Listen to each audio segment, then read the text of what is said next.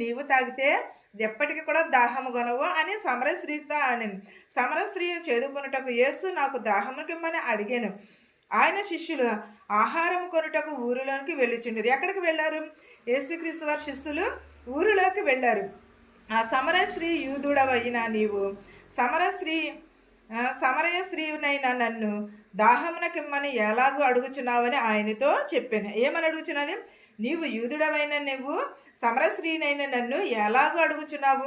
యూదులు సమరయులతో సాంగత్యం చెయ్యరే అని అన్నాడు.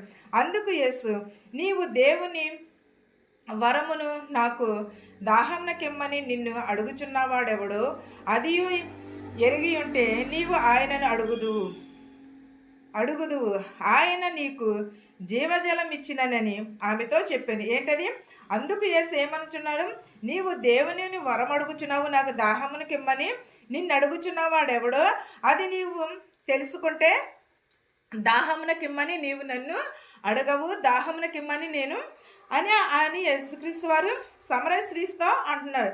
అందుకు యేసు, నీవు వరమడుగునకు నాకు దాహమునకిమ్మని నిన్ను అడుగుచున్నవాడెవడో అది నీవు ఎరుగకుంటే నీవు ఆయనను అడుగుదువు అని ఆయన నీకు జీవజలమునిచ్చినని ఆమెతో చెప్పానంటే దేవుడిచ్చే నీళ్ళు నేను నిన్ను దాహమునకిమ్మని అడుగుచున్నాను కదా, నేనిచ్చే నీళ్లు నీవు తాగితే దాహమునకు అడగవు.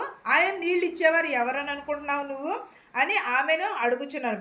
అడిగినప్పుడు ఆ స్త్రీ, అయ్యా, ఈ బావి లోతైనది, చేదుకొనుటకు నీకేమి లేదే, ఆ జీవజలము ఎలాగూ నీకు దొరుకునని అడుగుచున్నది.